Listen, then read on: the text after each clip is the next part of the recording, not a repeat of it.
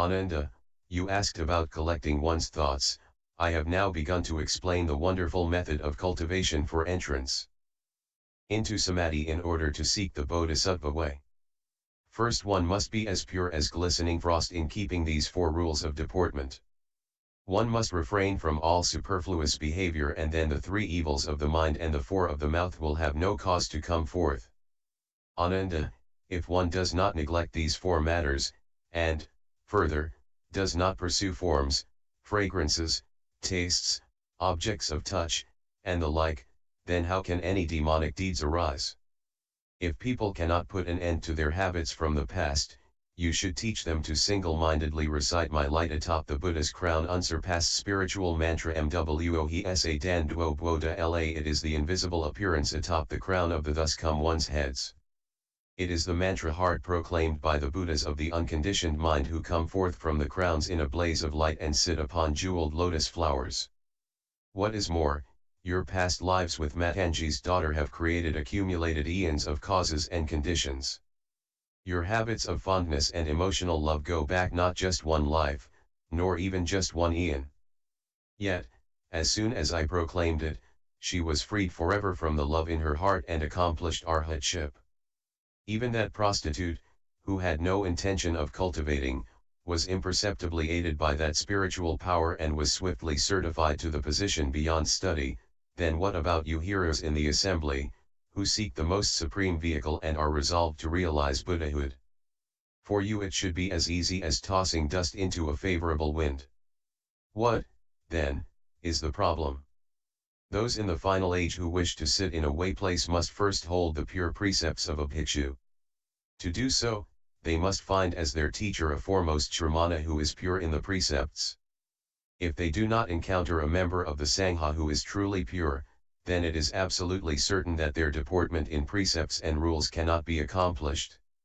Having kept the precepts well, they should put on fresh, clean clothes, light incense in a place where they are alone, and recite the spiritual mantras spoken by the Buddhas of the mind 108 times. After that, they should secure the boundaries and establish the way place. Then they should beseech the unsurpassed thus come ones abiding in their lands throughout the 10 directions to emit a light of great compassion that anoints the crowns of the cultivators' heads. Ananda, when any such pure bhikshus, bhikshunis, or white-robed donors in the Dharma ending age who can get rid of greed and lust even at the mental level, hold the Buddha's pure precepts, and in a way place make the vows of a bodhisattva and can bathe upon entering and exiting each time, continuing that practice of the way day and night for 3 weeks without sleep, I will appear before these people in a physical form and rub the crowns of their heads to comfort them and enable them to become enlightened. Ananda said to the Buddha, world-honored one, enveloped in the thus come one's unsurpassed, compassionate instruction, my mind has already gained an awakening, and I know how to cultivate and be certified to the way beyond study. But how do those who cultivate in the final age and want to establish a way place, secure the boundaries in accord with the rules of purity of the Buddhas, world-honored ones? The Buddha said to Ananda, if there are people in the Dharma ending age who wish to establish a way place, they should first find a powerful white cow in the snowy mountains, one which eats the lush and fertile sweet-smelling grasses of the mountains. Since such a cow also drinks only the pure water of the snowy mountains, its dung will be very fine. They can take that cow dung, mix it with chandana, and plaster the ground with it. If not from the snowy mountains, the cow dung will smell bad and cannot be used to smear on the ground. In that case, select a level place, dig down 5 feet or so, and use that yellow earth. Mix it with chandana incense, sinking in water incense, jasmine incense, continuously permeating incense, tulip incense, white paste incense, greenwood incense, fragrant mound incense, sweet pine incense, and chicken tongue incense. Grind these 10 ingredients to a fine powder, make a paste, and smear it on the ground of the platform. The area should be 16 feet wide and octagonal in shape. In the center of the platform, place a lotus flower made of gold, silver, copper, or wood. In the middle of the flower set a bowl filled with dew collected in the 8th lunar month. Float an abundance of flower petals on the water. Arrange 8 circular mirrors at measured intervals around the flower and the bowl. Outside the mirrors place 16 lotus flowers and 16 censers, so that the incense burners are adorned and arranged between the flowers. Burn only sinking in water incense, lighting it with an ember, not an open flame.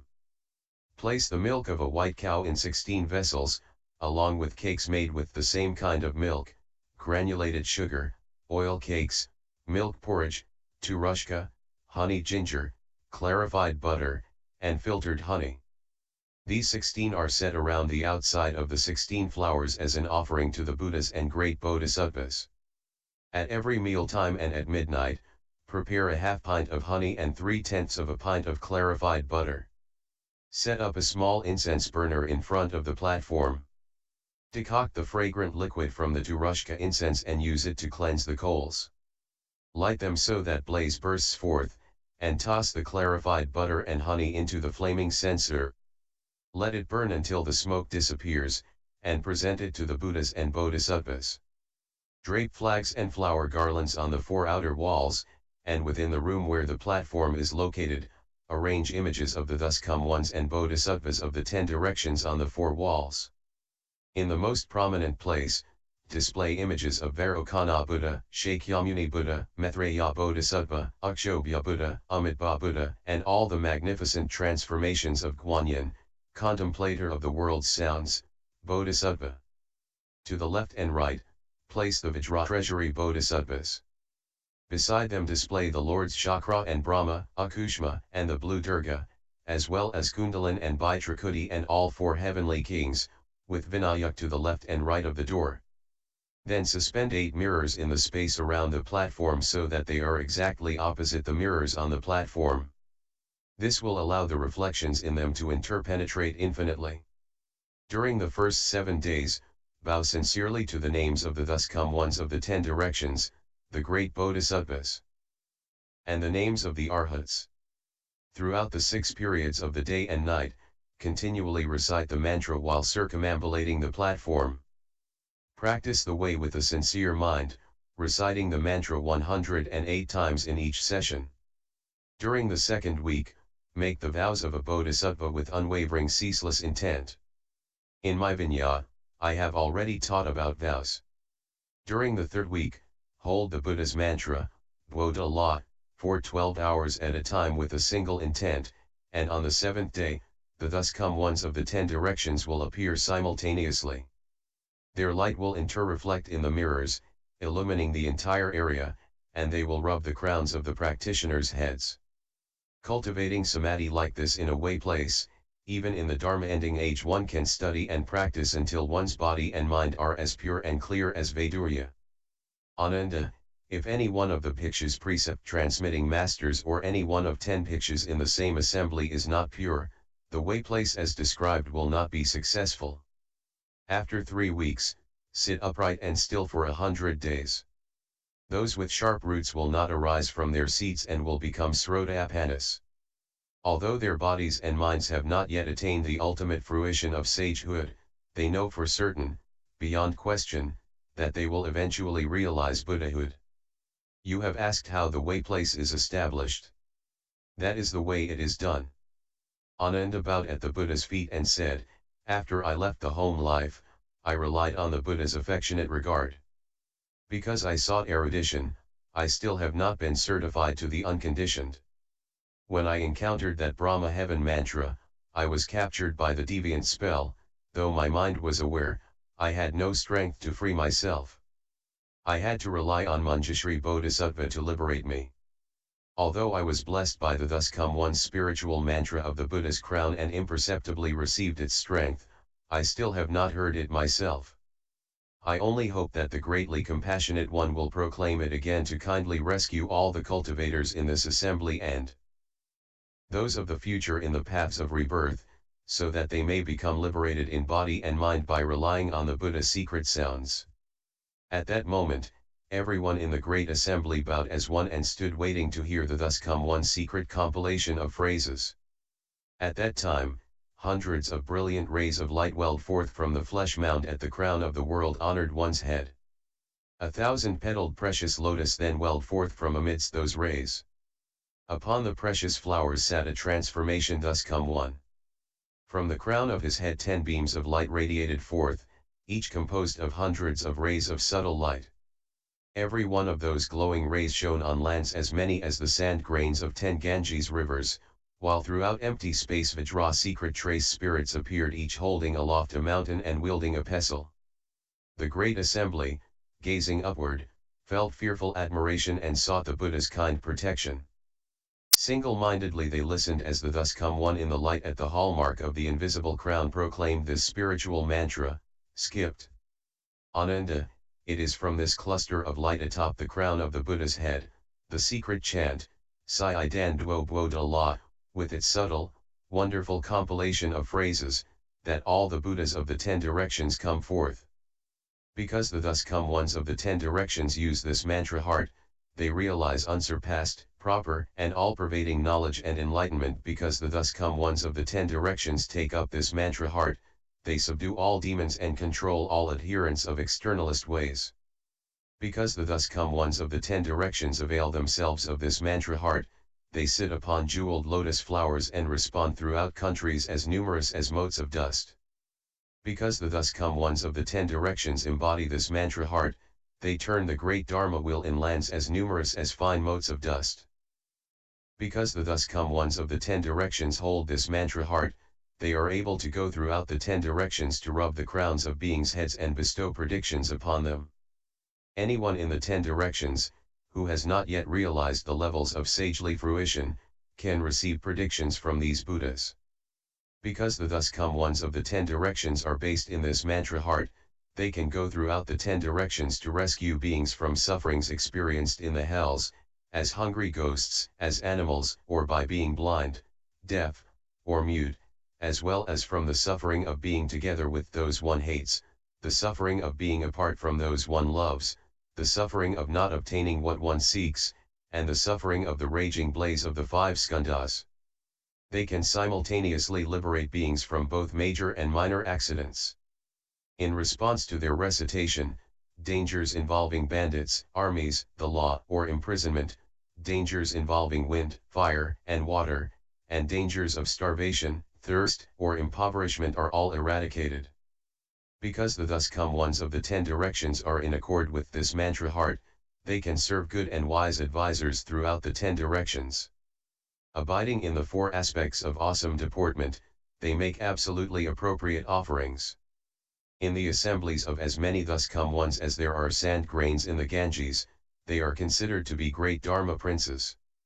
Because the thus come ones of the 10 directions practice this mantra heart, they can gather in and teach their relatives in the 10 directions and keep those of the small vehicle from being frightened when they hear the secret treasury.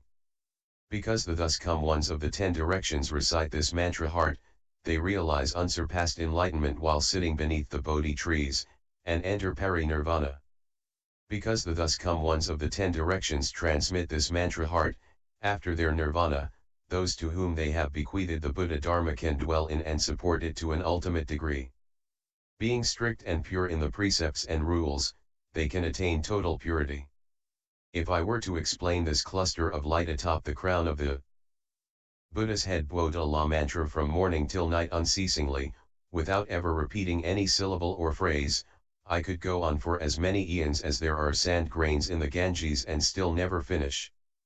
I also will tell you that this mantra is called the crown of the thus come one. Unless you hold this mantra, all of you with something left to study who have not yet put an end to the cycle of rebirth and yet have brought forth sincere resolve to become arhats, will find it impossible to sit in a way place and be far removed in body and mind from all demonic deeds. Ananda, let any being of any country in any world copy out this mantra in writing on materials native to his region, such as birch bark, patra, plain paper, or white cotton cloth, and store it in a pouch containing incense. If that person wears the pouch on his body, or if he keeps a copy of the mantra in his home, then you should know that even if he understands so little that he cannot recite the mantra from memory, he will not be harmed by any poison during his entire life. Ananda, I will now tell you more about how this mantra can rescue and protect the world, help people obtain great fearlessness, and bring to accomplishment living beings' transcendental wisdom.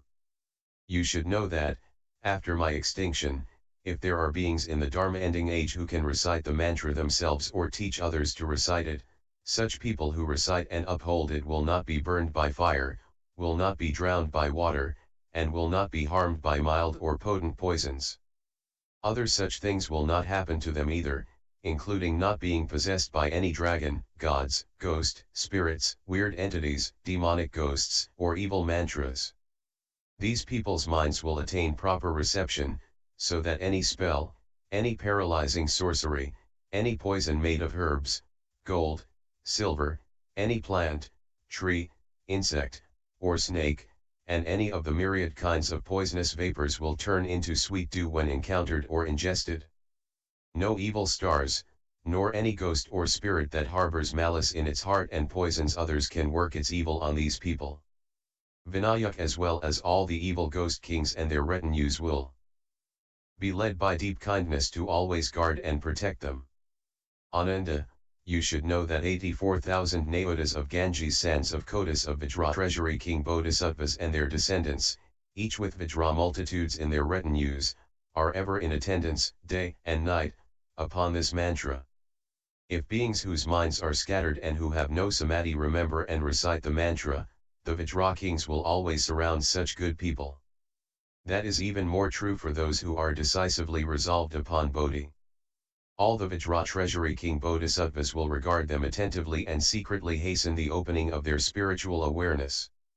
When that response occurs, those people will be able to remember the events of as many eons as there are sand grains in 84,000 Ganges rivers, knowing them all beyond any doubt or delusion. From that eon onward, through every life until the time they take last body, they will not be born where there are yakshas, rakshasas, putanas, kataputanas, kumbhandas, pishachas, and so forth, where there is any kinds of hungry ghost, or any being possessing or lacking form, possessing or lacking thought, or in any other such evil place. If these good men read, recite, copy, or write out the mantra, if they carry it or treasure it, or if they make offerings to it, then through eon after eon they will not be poor or lowly, nor will they be born in unpleasant places. If these beings have never done any deeds that generate blessings, the thus come ones of the 10 directions will bestow their own merit and virtue upon these people. Because of that, throughout Asamkhayas of ineffable, unspeakable numbers of eons, as many as sand grains in the Ganges, they will always be born in places where there are Buddhas. Their limitless merit and virtue will be threefold, like the umla fruit cluster, for they stay in the same place, become permeated with cultivation, and never part from the Buddhas. Therefore, the mantra can enable those who have broken the precepts to regain the purity of the precept source. It can enable those who have not received the precepts to receive them. It can cause those who are not vigorous to become vigorous. This mantra can enable those who lack wisdom to gain wisdom. It can cause those who are not pure to quickly become pure. It can cause those who are not vegetarians to become vegetarians naturally. Ananda, if good men who uphold this mantra violate the pure precepts before having received them, their multitude of offenses incurred by such violations, whether major or minor, can simultaneously be eradicated after they uphold the mantra. Even if they drank intoxicants or ate the 5 kinds of pungent plants and various other impure things in the past, the Buddhas, Bodhisattvas, Vajra spirits, gods, immortals, ghosts, and spirits will not hold it against them. If they are unclean and wear tattered, old clothes to carry out the practice alone in a place by themselves, they can be equally pure.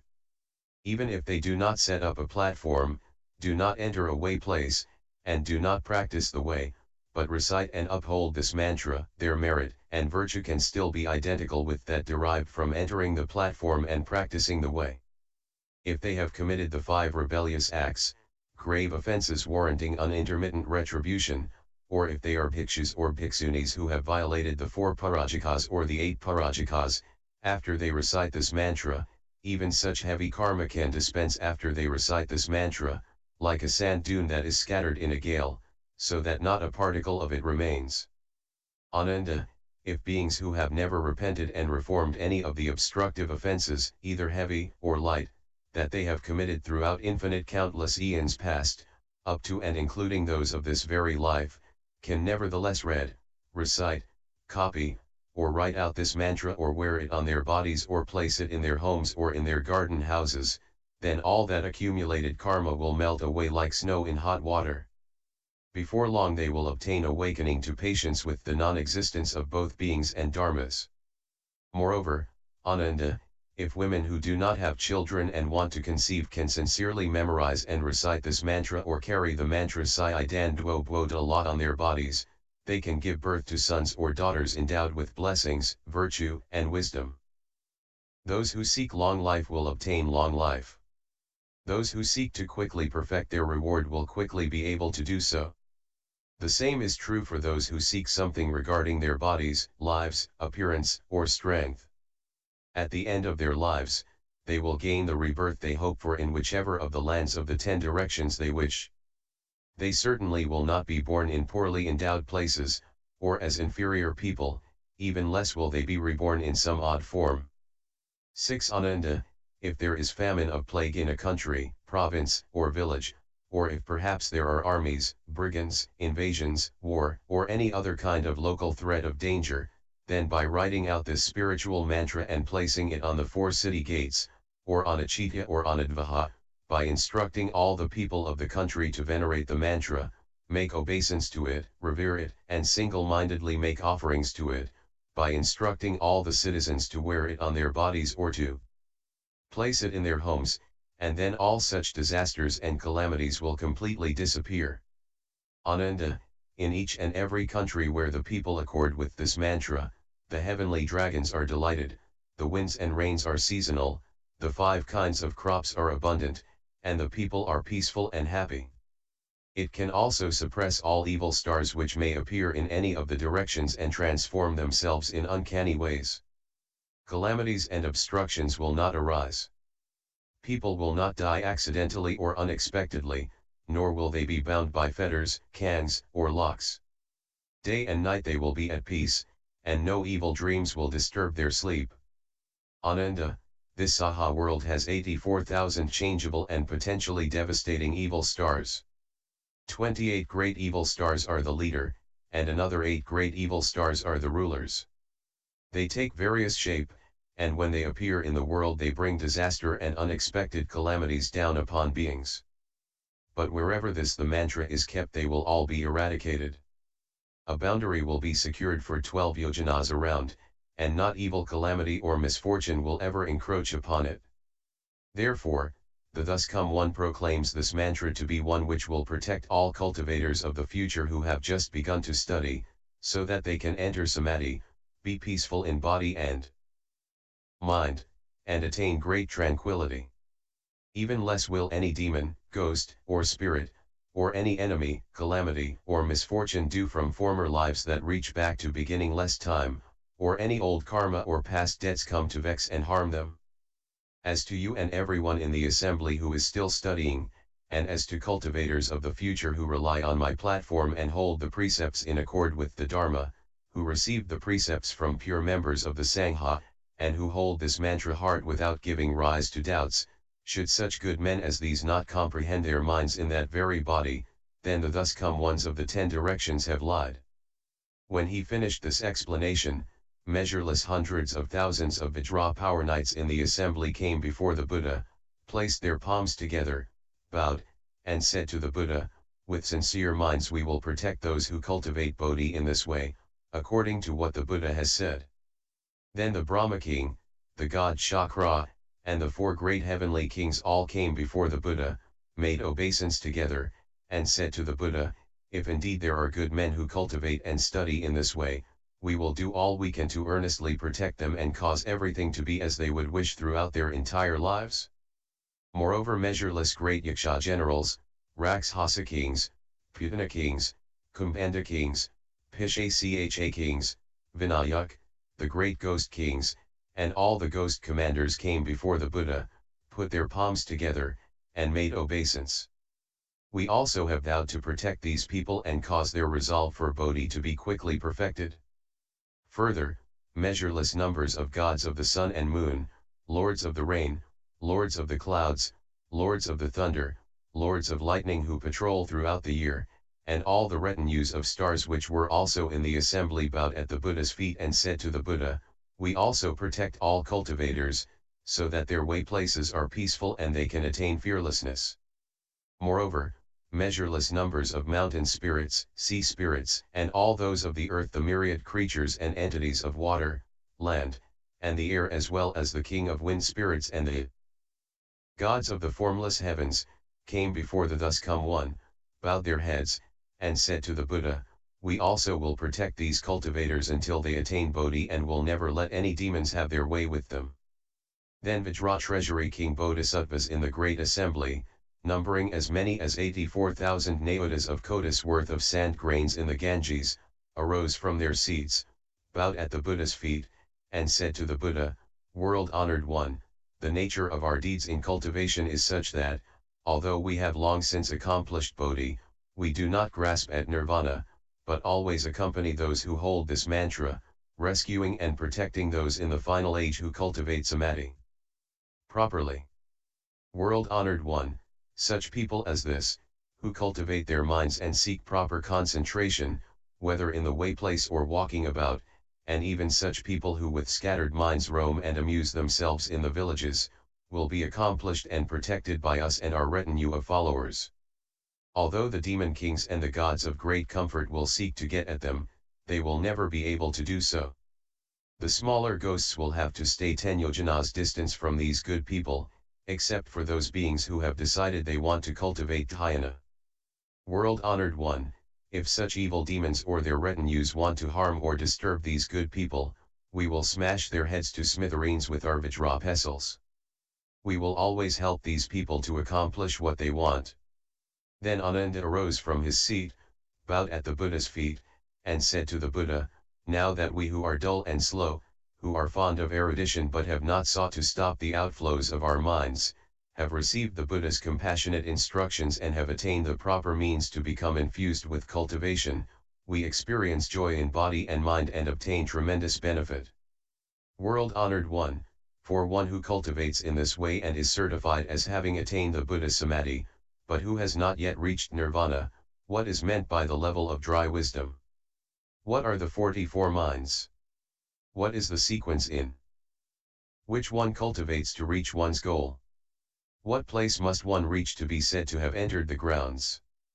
And what is meant by a bodhisattva of equal enlightenment?" Having said this, he made a full prostration, and then the great assembly single-mindedly awaited the sound of the Buddha's compassionate voice as they gazed up unblinkingly with respectful admiration. At that time the world-honored one praised Ananda, saying, good indeed, that for the sake of the entire great assembly and those beings in the final age who cultivate Samadhi and seek the great vehicle, you ask to have the unsurpassed proper path of cultivation that takes one from the level of an ordinary person to final pari-nirvana explained and revealed.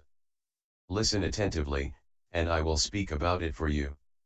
Ananda and everyone in the assembly placed their palms together, cleansed their minds, and silently waited to receive the teaching.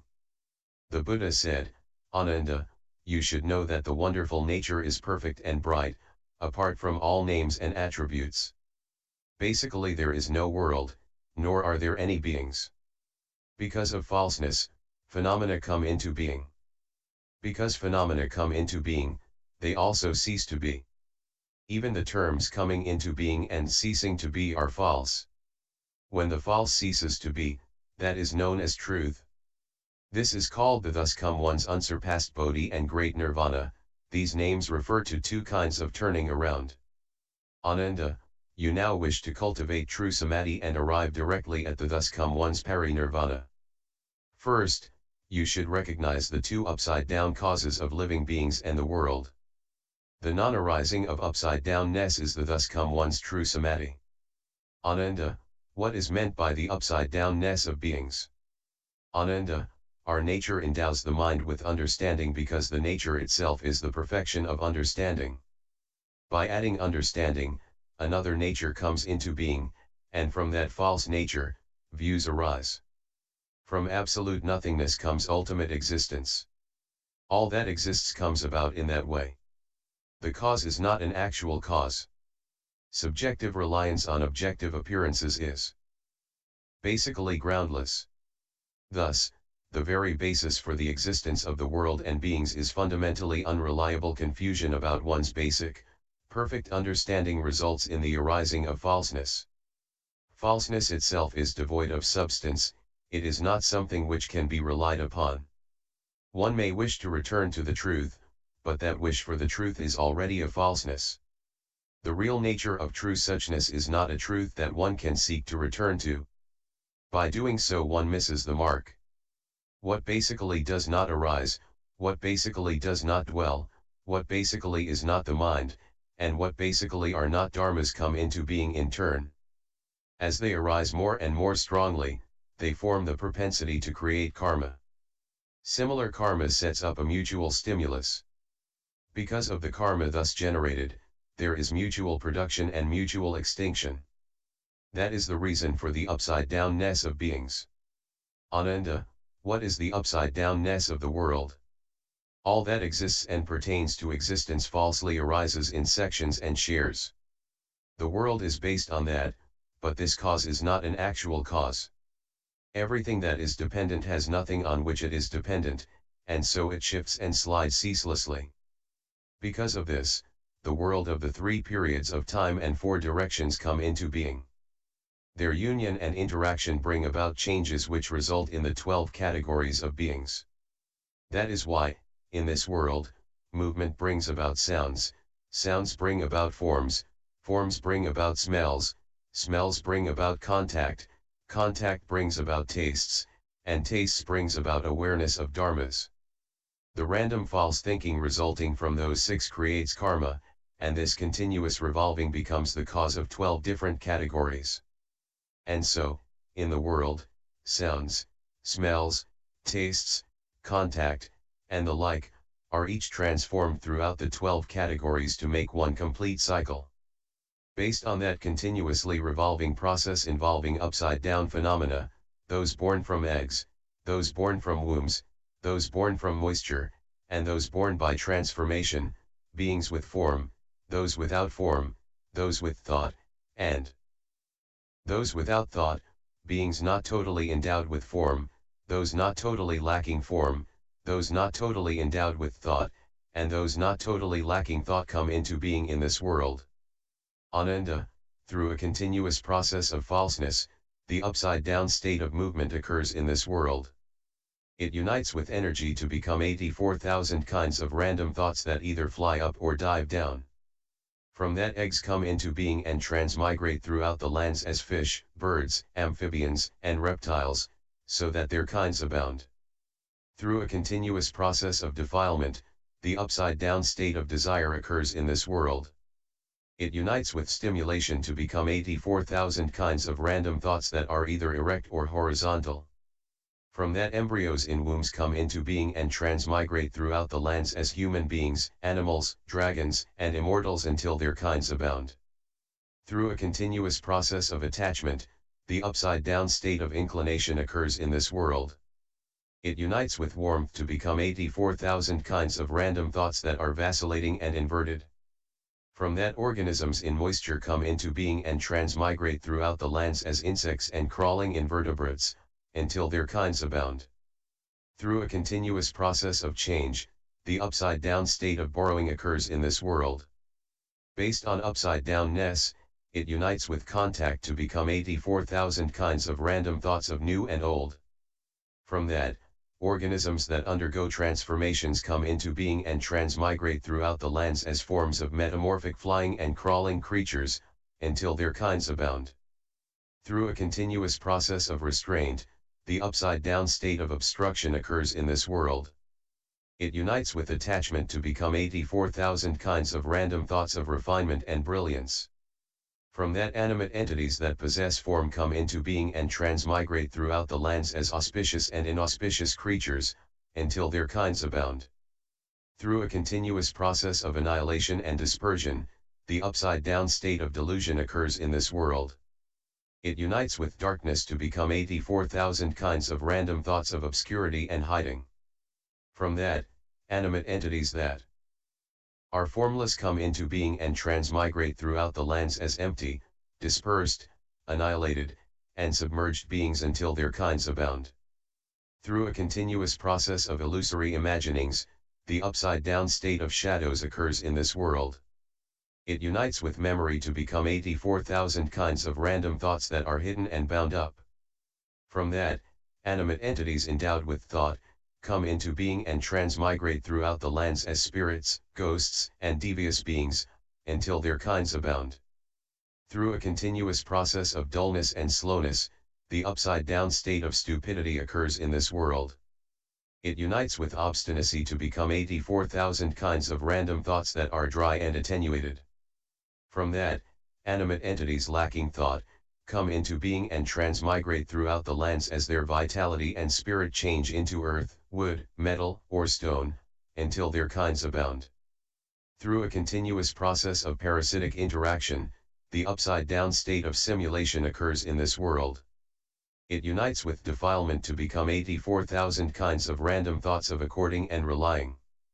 From that, animate entities not actually endowed with form, take on embryonic forms and transmigrate throughout the lands until their kinds abound, as jellyfish that use shrimp for eyes and the like. Through a continuous process of mutual enticement, an upside-down state of the nature occurs in this world.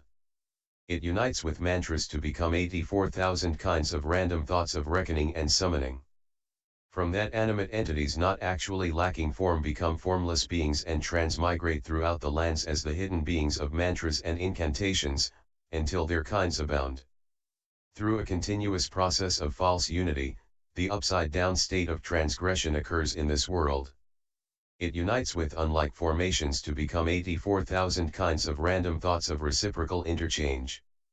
From that, animate entities not actually endowed with thought, become beings endowed with thought and transmigrate throughout the lands in such forms as a wasp that turns a different creature into its own species and the like, until their kinds abound.